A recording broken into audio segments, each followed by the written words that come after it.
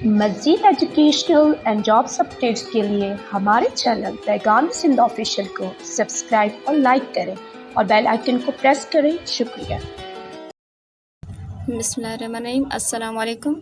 जी आज जो है हम जो टॉपिक पढ़ने जा रहे हैं वो क्या है, वो है जी डिसऑर्डर्स ऑफ सर्कुलेटरी सिस्टम। ठीक है जी, जो सर्कुलेटरी सिस्टम है वो तो हम पढ़ चुके हैं, सर्कुलेटरी सिस्टम। ठीक है जी, ये सिस्टम हम पहले ही पढ़ चुके हैं। इस सिस्टम के जो डिसऑर्डर्स हैं उससे पहले हम देखेंगे कि ये डिसऑर्डर्स जो है वो होते क्यों हैं। जी ये जो हम खाना खाते हैं, जो हमारे खाना होता है, इनकी जो प्रॉपर हम डाइट नहीं लेते। ठीक है, जब हमारी प्रॉपर डाइट नहीं होती है तो इस वजह से ये मसाइल होते हैं, सर्कुलेटरी सिस्टम के डिसऑर्डर्स जो है वो होते हैं। अब कौन कौन से डिसऑर्डर्स हम जो है वो पढ़ने जा रहे हैं। सबसे पहले जो डिसऑर्डर हम पढ़ने जा रहे हैं वो है हाइपरटेंशन। ठीक है, अब हाइपरटेंशन हो या हाइपोटेंशन, ये दोनों, इन दोनों में क्या फ़र्क होता है ये हम अभी देखेंगे। ये देखें, ये पहले क्या पढ़ेंगे, हाइपरटेंशन। ये क्या है जी, हाइपरटेंशन, और इसके साथ प्लस में हम कौन सी चीज़ पढ़ने जा रहे हैं, हाइपोटेंशन। अब इनमें क्या फ़र्क पड़ा है ये दोनों मैं आपको अभी बताऊंगी। हाइपोटेंशन, ठीक है।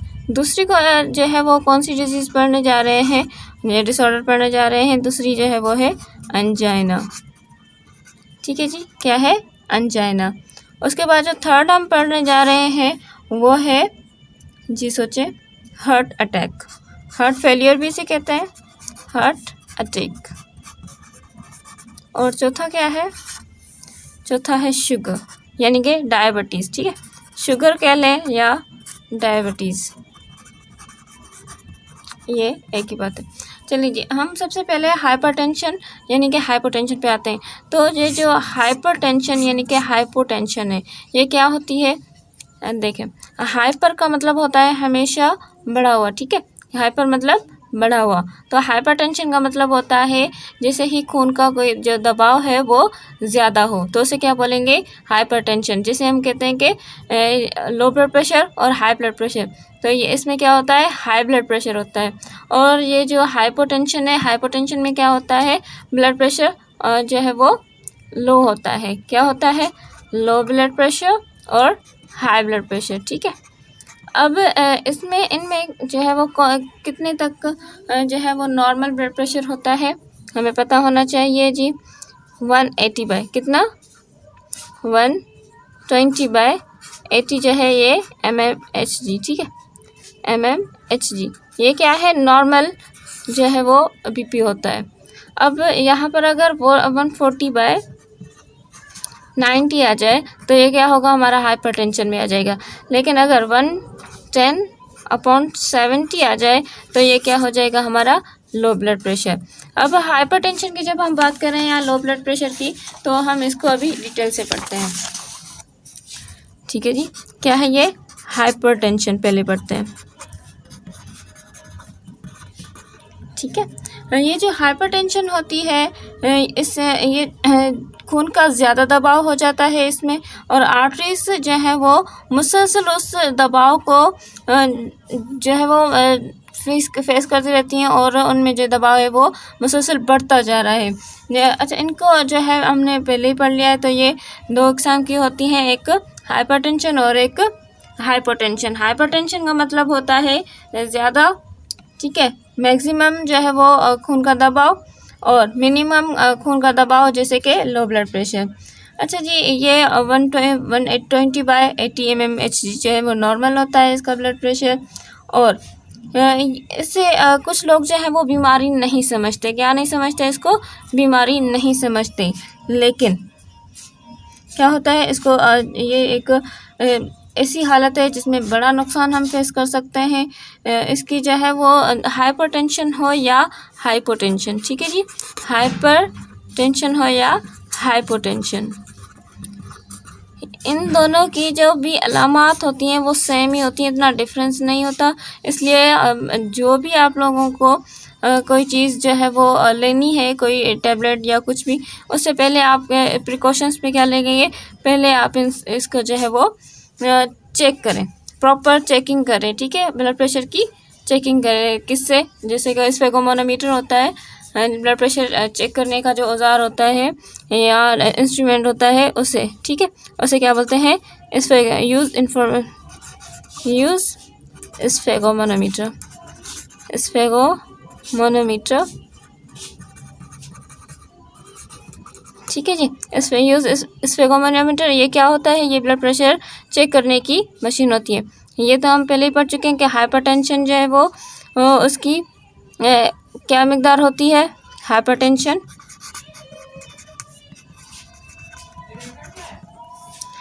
कितना तक हो जाएगा, जैसे कि 140 to 90 mmHg, ये क्या हो जाएगा, ये mmHg इसका यूनिट है। अब आपको पता चल जाएगा कि ये 150 आ जाए, 160 आ जाए, 170 आ जाए, ये क्या कहलाता है, हाइपरटेंशन। और हाइपोटेंशन क्या होता है, ये है हाइपोटेंशन। हाइपोटेंशन जो है वो लो ब्लड प्रेशर होता है, जैसे कि इसमें क्या होता है, इसमें जो ब्लड प्रेशर होता है वो कितना होता है, 110/70, ठीक है, mmHg। अब ये ब्लड प्रेशर जो है 110, 60 भी हो सकता है, 102 भी हो सकता है, ठीक है। ये बहुत ज़्यादा कम भी हो सकता है। और नॉर्मल जो है वो कितना है, नॉर्मल बीपी कितना हो जाएगा, नॉर्मल वो हो जाएगा बीपी 120/80 mmHg, सही है जी, क्लियर। अच्छा जी, अब हम इसको थोड़ा सा डिटेल में और पढ़ते हैं।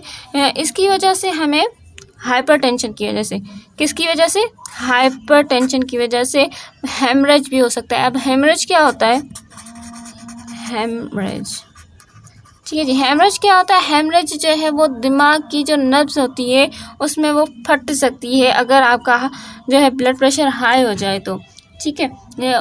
जब वो फट जाएगी तो उसका क्लियरली उसका वो है जो वो कोमा में चला जाता है बंदा और फिर ख़त्म, ठीक है। और नेक्स्ट जो है वो ब्लड प्रेशर की हम प्रिकॉशंस पढ़ते हैं, ताकि वो जो है वो प्रिकॉशंस में हमें फ़ायदा होता है कि हम इन चीज़ों को फेस ही ना करें। प्रिकॉशंस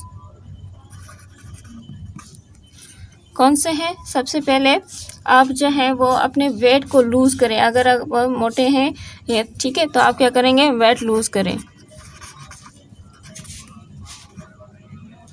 वेट योर, ठीक है, लूज़ योर वेट। और आप जो है वो जो गुस्सा है, ठीक है, क्या है, गुस्सा है, आपको ज़्यादा जो है गुस्सा आता है, आपको ज़्यादा जो है वो टेंशन्स होती हैं, आप डिप्रेस्ड होते हैं, तो इन डिप्रेशन से आप बचें।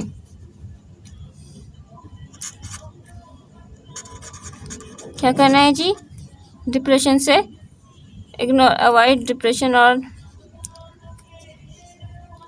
डिप्रेशन प्लस आप किससे बचेंगे, आपको बचना होगा, आप जो है वो गुस्सा ना करें और स्ट्रेस ना लें, ठीक है जी। अवॉइड करें ऐसी चीज़ों से जो आपको गुस्सा दिलाए या डिप्रेशन में डालें, ठीक है। ओके, थर्ड पॉइंट इसका क्या है, थर्ड पॉइंट ये है कि आप जो है ज़्यादा जो कोलेस्ट्रॉल वाली चीज़ें होती हैं, लिपिड्स वाली चीज़ें हैं, वो इस्तेमाल ना करें। डोंट यूज़ कोलेस्ट्रॉलिक थिंग्स, कोलेस्ट्रॉलिक थिंग्स, ठीक है जी। और एंड फैट्स, सही जी। आपने इन चीज़ों के और ज़्यादा से ज़्यादा आपने क्या करना है, डेली एक्सरसाइज करनी है, ठीक है। डेली क्या करनी है, वैसे आप इसको आप क्या करें, ये प्रिकॉशंस नहीं है, ये आपको एक एडवाइस है, ये क्या है, आपको एक एडवाइस है, क्या करना है, डेली एक्सरसाइज करें।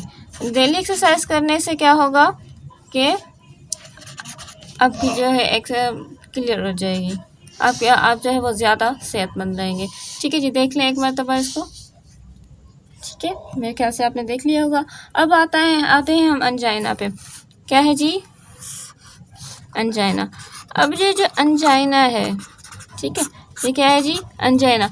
अंजाइना जो है वो चेस्ट का एक चेस्ट पेन होता है, और इसमें जो है वो क्या होता है, ये देख लें, ये क्या है? चेस्ट पेन इसमें होता है। और ये किसी भी जो है वो नॉर्मली, वैसे तो किसी भी एज में हो सकता है, लेकिन नॉर्मली ये जो 30 ईयर्स वाली जो एज होती है, ज़्यादातर जो है इन लोगों में ये अंजाइना पाया जाता है। ठीक है, और वो फीमेल हो या मेल हो, इन दोनों में से किसी का भी। और इसमें क्या होता है कि जो ऑक्सीजन है, क्या होती है? ऑक्सीजन, वो प्रॉपर तरीके से जो है वो हार्ट के मसल्स तक नहीं पहुंच सकती, ऑक्सीजन प्रोवाइड नहीं होती, ऑक्सीजन डजंट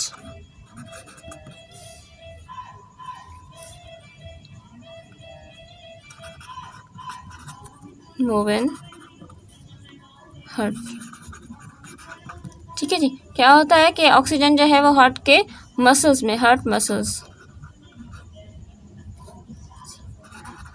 ठीक है, मसल्स तक नहीं पहुंचती। ओके, ये क्या है? अंजाइना। अंजाइना का क्या होता है?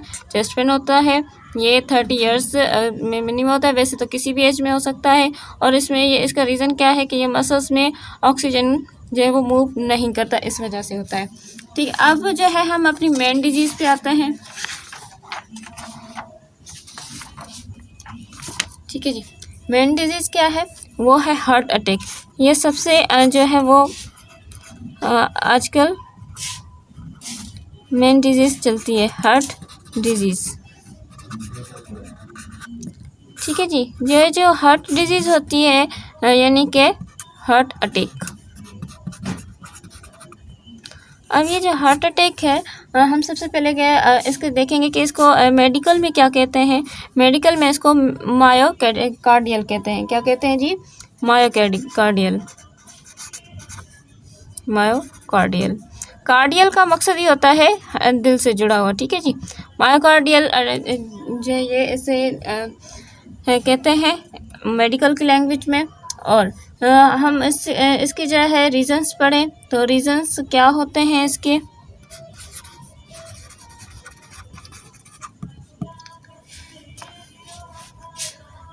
इसके जो रीजंस होते हैं वो कोलेस्ट्रॉल का बढ़ जाना होता है।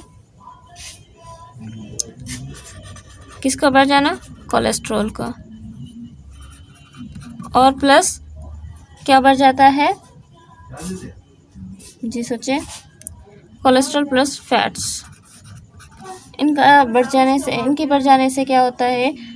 जो है वो मायोकार्डियल इन्फेक्शन और ये जो हार्ट अटैक आ जाता है। ठीक है जी। अच्छा जी, ये ब्लड प्रेशर ज़्यादा होता है उसकी, इसका जो एक और भी रीज़न है वो क्या है?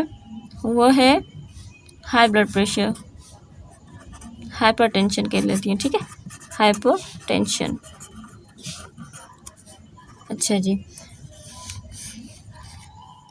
अच्छा जी, इसमें भी क्या होता है कि ये जो हमारी आर्टरीज़ होती हैं वो क्लोज हो जाती हैं, क्लोज्ड आर्टरीज़। ये किस वजह से होती है? वो कोलेस्ट्रॉल की वजह से होती हैं। सही है जी। अब हम इसमें देखेंगे कि ये जो कोलेस्ट्रॉल है और ये चर्बीदार एसिड्स होते हैं, इसकी वजह से क्या होता है कि ये जो हमारी आर्टरीज़ हैं, कोरोनरी आर्टरीज़, ठीक है, कोरोनरी आर्टरी में क्या है कि जो खून है वो पहुंच नहीं पाता है, जिसकी वजह से वो बंद हो जाती है। और जो मसल्स हैं, क्या है? मसल्स हैं, वो जिंदा नहीं रह पाते, जिसकी वजह से क्या होता है? हार्ट अटैक स्टार्ट होता है। ठीक है, किसकी वजह से? कोरोनरी आर्टरी में। कोरोनरी आर्टरी, कोरोनरी आर्टरी में क्या होता है? ब्लड जो है, ब्लड नहीं पहुंच पाता और इसमें फैटी एसिड्स जो है वो जमा हो जाते हैं, इस वजह से। ये मेन रीज़न है, आप लोगों को ये पता होना चाहिए। ठीक है, इसका किससे ताल्लुक है? इस टॉपिक, इससे। ठीक है, अब हम इसके क्या पढ़ेंगे? हम इसके सिम्टम्स पढ़ेंगे कि इनके सिम्टम्स क्या हैं।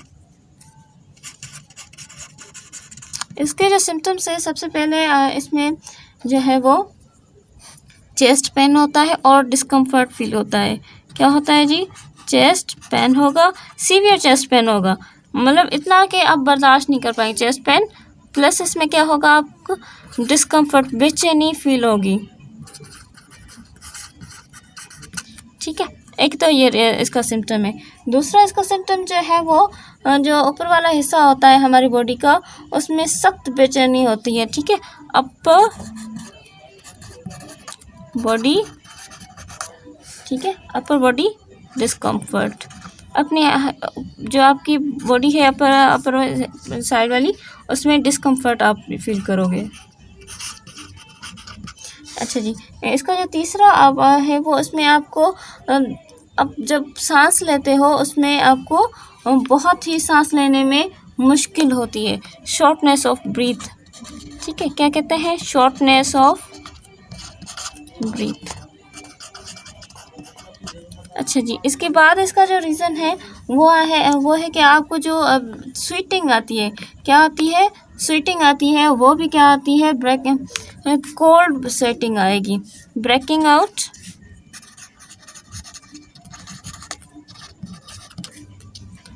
Cold sweat. ठीक है, जो पसीना आएगा वो भी क्या आएगा आपको, मतलब बहुत ही ठंडा वाला पसीना आएगा।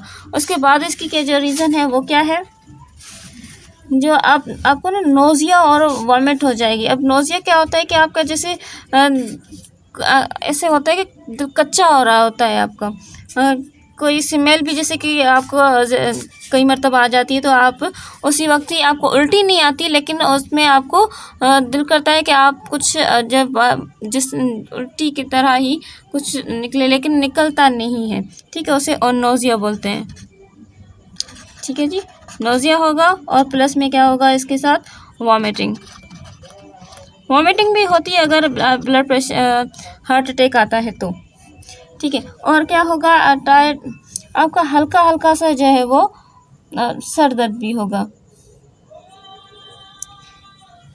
ठीक है, क्या होगा जी? सर दर्द, हेडेक, लेकिन हल्का हल्का सा, सीवियर नहीं होगा, हेडेक होगा। चलिए जी, ये तो इसकी रीजंस हो गई। ठीक है, आई थिंक ये समझ में आ गया इसके सिम्टम्स। अच्छा जी, अब इनका इलाज जो है, इलाज से पहले हम इनकी जो है वो और जो नॉर्मल रीजंस हैं वो देखेंगे। ये तो इसकी सिम्टम्स हो गई, इसकी ये रीजंस हैं जो हमने पहले पढ़ी है। इसमें और भी जो नॉर्मली सिस्टम्स आती हैं रीजंस, वो क्या होती है? आप स्मोकिंग करते हैं। ठीक है, स्मोकिंग, ये आप ऐसा कर लो, इसको जो है प्रिकॉशंस में ले लें। ये इसके प्रिकॉशंस हैं। प्रिकॉशंस में आप क्या करेंगे कि ये स्मोकिंग ना करें। सबसे पहली बात, आप जो है डिप्रेस्ड ना रहें, स्ट्रेस ना लें।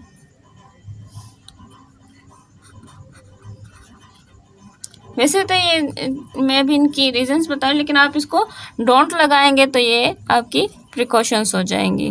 ठीक है, और जो है इसमें आप जब फिज़िकल कोई एक्सरसाइज नहीं करते या फिज़िकल कोई काम नहीं करते, फिज़िकल कोर। ठीक है जी, कोर का मतलब होता है कोई भी काम, ये कोर है, ये वाला CH है। ठीक है जी, इसके बाद जो है हम इसके देखेंगे कि इसमें अब नई चीज़ें क्या आई हुई हैं, कौन सी चीज़ें जो है मुतारिफ़ की गई हैं। ये यहाँ तक आई थिंक सारा समझ में आ चुका है। ठीक है जी, चलें जी, अब क्या करेंगे हम, देखेंगे कि इनको हल करने के कौन से तरीके। जैसे कि पहला रीज़न के इसको जानने के लिए ECG करवाई जाती है। ECG क्या होती है? ये होती है इलेक्ट्रोकार्डियोग्राम। क्या होती है जी? ये एक टेस्ट होती है, इलेक्ट्रोकार्डियोग्राम। इससे क्या पता चलता है? इससे पता चलता है कि जो अगला बंदा है उसको जो हार्ट अटैक आया हुआ है वो कितनी हद तक आया हुआ है और कितनी मर्तबा भी आ चुका है। इससे ये भी थोड़ा पता चल जाता है, लेकिन कितनी हद तक आया होता है ये ज़्यादातर पता चल जाता है। आजकल जो है इसका एक इंस्ट्रूमेंट आया है जिसकी वजह से जो है आप एट्रिया जैसे कि हम हार्ट में पढ़ चुके हैं, एट्रिया और वेंट्रिकल्स जैसे ही कॉन्ट्रैक्ट करते हैं तो उनको नॉर्मल जो है वो कर सकते हैं। जैसे कभी कभी होता है कि एट्रिया और या वेंट्रिकल्स सही तरीके से काम नहीं करते, तो उस जो इंस्ट्रूमेंट से वो उसे चेक कर सकते हैं। उस इंस्ट्रूमेंट का नाम क्या है? पेसमेकर। ठीक है जी, क्या नाम है? पेसमेकर। इसकी वजह से क्या होता है कि अब जो है वो आपके एट्रिया और वेंट्रिकल्स को कॉन्ट्रैक्ट कर जो जैसे ही होता है तो हाँ उससे आप कंट्रोल में रख सकते हो, ताकि ये कंट्रोल ऐसे मतलब चलते रहे, ऐसे ना हो कि वो ब्लॉक हो जाए। ठीक है जी। और इसका और क्या एक हल है कि अपनी फैमिली, ठीक है जी, फैमिली को ज़्यादा से ज़्यादा टाइम दें और फैमिली से ज़्यादा जो है बातें करें, ताकि आपकी ज़िंदगी जो है वो खुशगवार गुज़रे। जैसे ही ज़िंदगी आपकी खुशगवार गुजरेगी तो आप जो है वो सेहतमंद रहेंगे, आपका हेल्दी एनवायरनमेंट मिलता रहे। ठीक है जी, हेल्दी एनवायरनमेंट हो तो आप खुश एनवायरनमेंट हो तो आप खुश रहेंगे, तो आपको जो है ब्लड प्रेशर या हार्ट अटैक जो है वो इतना फेस जो है नहीं करना पड़ेगा। रोज़ बरोज़ जो 3 मरतबा आता है, वैसे नॉर्मली ये तो तीसरी मरतबा आप जो है हम ख़त्म हो सकते हैं। तो कोशिश कीजिए कि जिनको भी हार्ट अटैक आता है, क्योंकि हमारे यहाँ ये बहुत है, तो उससे हम बच सकते हैं। चलिए जी, इसके बाद हम जिस टॉपिक पर जा रहे हैं उसे कहते हैं शुगर। तो अब शुगर को देखते हैं। ये देखें, ये क्या कहता है? शुगर। शुगर को जी हम डायबिटीज़ भी कहते हैं। ठीक है जी, ये जो डायबिटीज़ है ये आजकल उम्मन हर दूसरे तीसरे घर में जो भी लोग मौजूद होते हैं उनको होती है। ये किस वजह से होती है?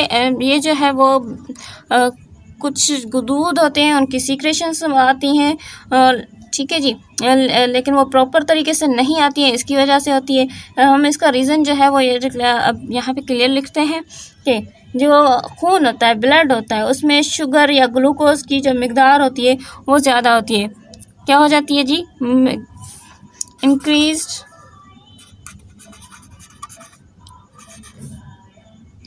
क्या? ग्लूकोज। ठीक है, ग्लूकोज और किसकी रीज़न किसी की रेशियो इंक्रीज तो होगी, ग्लूकोज और क्या रीज़न जो है वो ग्लूकोज या शुगर जो है वो और शुगर जो है वो इंक्रीज़ हो जाएगी किसमें? In blood.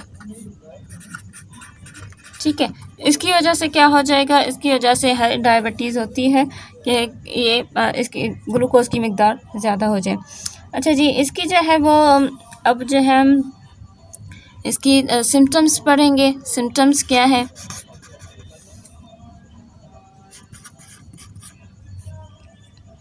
सिम्टम्स, ठीक है जी। सिम्टम्स में हम सबसे पहले देखते हैं कि इसमें जो है प्यास ज़्यादा लगती है। सीवियर जो है वो आपको प्यास लगेगी, आपके जो पेशाब होगा उसे वो ज़्यादा होता है। ठीक है जी, हम देखेंगे कि फ्रिक्वेंटली इसमें फ्रिक्वेंट यूरिनेशन, ठीक है, पेशाब जो है वो यूरिनेशन, ठीक है, यूरिनेशन वो ज़्यादा आता है, इसमें बार बार आता है, और जो प्यास है वो ज़्यादा लगती है। एग्जीक्यूटिव, ठीक है, एक्सेसिव थर्स्ट होती है, एक्सेसिव थर्स्ट, ठीक है जी। और उसके साथ साथ क्या होगा कि बदन जो है उस वो अपना जो है वेट लॉस करते जाएगा, वेट लेस होता जाएगा, ठीक है, वो बंदा, जिससे भी ये होगा, ये सिम्टम्स है, वेट लेस होता जाएगा वो, और उसे बार बार जो है वो भूख लगेगी और ज़्यादा लगेगी। एक्सट्रीम जो है वो हंगरनेस होगी, एक्सट्रीम हंगरनेस,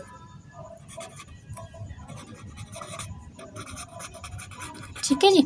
और इसके दूसरे जो अभी 5वां सिम्टम है वो क्या है कि नज़र जो है वो हल्की हल्की वो ब्लाइंडनेस उस पर आ जाती है, सडनली जो है वो उसकी ब्लाइंडनेस आ जाएगी, ठीक है जी।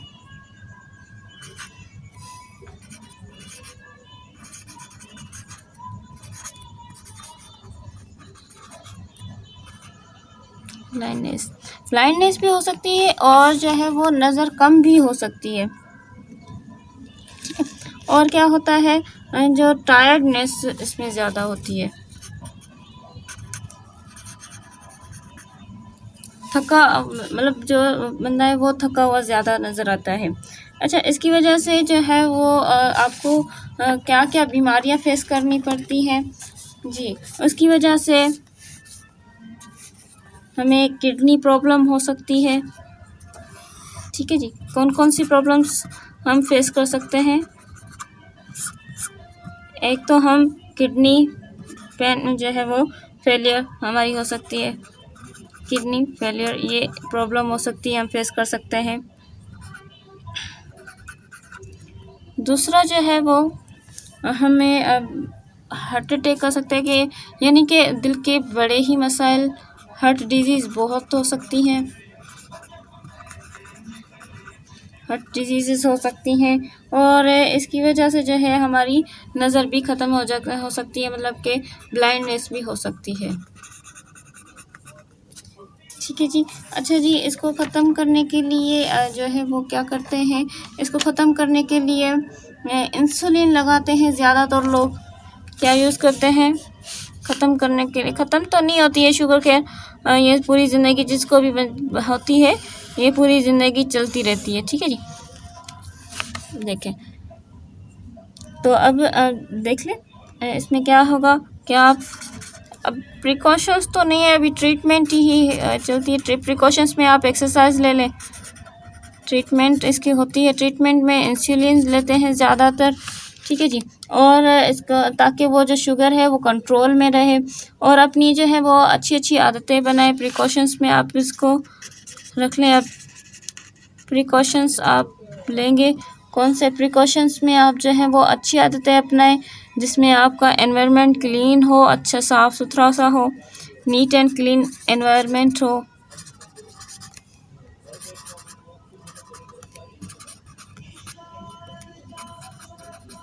ठीक है जी, और क्या होना चाहिए, और जी होना चाहिए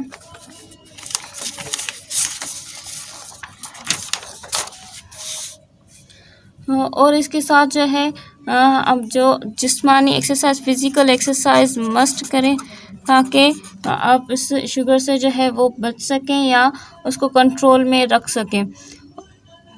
और शुगर, ताकि आपकी शुगर जो है वो फिज़िकल एक्सरसाइज की वजह से क्या होती है, एक्सरसाइज की कंट्रोल में रहती है। चलें जी, ये अब हमारा ये वाला टॉपिक तो कंप्लीट हुआ। अब हम दूसरे टॉपिक पे जाते हैं, जिसको बोलते हैं ट्रांसप्लांटेशन। क्या बोलते हैं जी? ट्रांसप्लांटेशन। अब ये जो ट्रांसप्लांटेशन होती है, ट्रांसप्लांटेशन का मकसद क्या होता है कि जो आपके डिसफंक्शनल पार्ट्स होते हैं, क्या होते हैं जी? Dysfunctional organs, dysfunctional organs. अब ये जो डिसफंक्शनल ऑर्गन्स होते हैं, ठीक है, जो काम नहीं करते प्रॉपरली, तो उनको ट्रांसप्लांट कर दिया जाए, मतलब कि उनको चेंज किया जाए। ट्रांसप्लांटेशन का मतलब होता है उसे चेंज किया जाए, तो उसे हम ट्रांसप्लांटेशन कहते हैं, ट्रांसप्लांटेशन ऑफ डिसफंक्शनल ऑर्गन्स। अब इसमें हम जैसे कि हार्ट का बार बार पढ़ रहे थे, तो हम हार्ट की बात करते हैं, लेकिन इसमें आपके बहुत सारे जो हैं वो ट्रांसप्लांटेशंस होती हैं। आजकल जिगर की भी होती है, यानी कि लिवर की। उसके ज़्यादा साथ साथ आपकी जो दूसरी चीज़ें हैं, जैसे कि आपके हार्ट हो गई है, उसे भी आप ट्रांसप्लांट कर सकते हो। आपके जो किडनीज़ हैं उनको भी ट्रांसप्लांट किया जा सकता है, यानी कि चेंज। ठीक है, इसे हम क्या बोलेंगे, जो भी ऐसा ऑर्गन जो हमारा प्रॉपर तरीके से क्या होता है, डोंट वर्क इजीली। ठीक है, वो आसानी से काम नहीं करता, या उसमें कोई वो सेहतमंद उज़्वा नहीं होता है। ठीक है, प्रॉपरली जो है वो काम नहीं करता वो उज़्वा, तो उसको हम ट्रांसप्लांटेशन कहते हैं। ठीक है, अब हम हार्ट की बात कर रहे थे। ठीक है जी, तो हार्ट को जो है वो अमेरिकन का एक बंदा था, एक साइंटिस्ट था, जिसका नाम था नॉर्मन शैमवे। ठीक है जी, क्या नाम था? नॉर्मन शैमवे।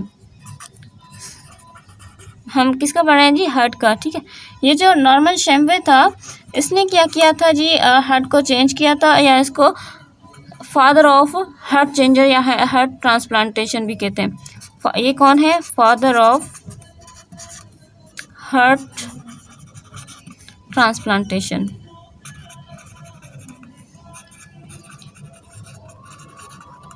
ठीक है, ये इसे नॉर्मन शेम्वे को ये कहते हैं फादर ऑफ हार्ट ट्रांसप्लांटेशन। और ये इन्होंने ये जो कामयाब तजुर्बा किया था ये अमेरिका में किया था। ठीक है जी, अमेरिका के एक इंस्टीट्यूट है जिसे हम क्या बोलते हैं, नेशनल हार्ट इंस्टीट्यूट। अमेरिका के नेशनल हार्ट इंस्टीट्यूट।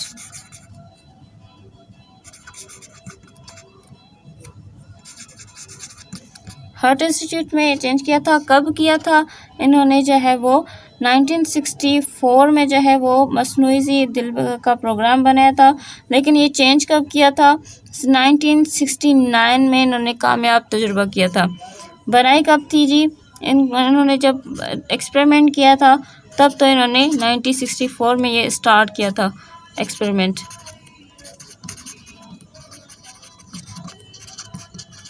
या ऐसे समझे कि इसमें काम स्टार्ट हुआ था हार्ट ट्रांसप्लांटेशन पे 1944 तक के इन्होंने जो है इसमें मसनूई दिल बनाई थी, आर्टिफिशियल हार्ट बनाई थी। क्या किया था, आर्टिफिशियल मेकिंग। ठीक है, आर्टिफिशियल हार्ट मेकिंग जो है इसका प्रोसेस जारी हुआ था। और 1969 में क्या हुआ था, 1969 में ये प्रॉपर तय जो है वो एक सक्सेसफुल ट्रांसप्लांटेशन रही, सक्सेसफुल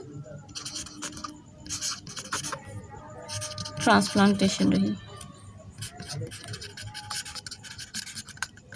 ठीक है जी, देखें आई थिंक इसमें अब कोई भी हमारा सर्कुलेटरी सिस्टम का टॉपिक नहीं रहा। आपने ये भी देख लिया कि सर्कुलेशन क्या होती है। सर्कुलेटरी सिस्टम में आपके कितने वेसल्स, जो ब्लड वेसल्स हैं वो कितने थे, ठीक है, कितने थे, 3 थे। उसके साथ साथ आपने पढ़ा था कि जो सर्कुलेशन सिस्टम होता है उसमें और कितनी चीज़ें आती हैं। जैसे कि हार्ट आ गया तो हार्ट में आपने प्रॉपर तरीके से देखा कि हार्ट कैसे काम कर रही थी, उसमें उसकी स्ट्रक्चर सीखी और उसमें उसके हर पार्ट का काम देखा। उसके बाद जो है हमने हार्ट का ही अगला काम किया था, वो क्या था, वो उसके साथ था हमारी जो ब्लड सर्कुलेशन थी हार्ट में।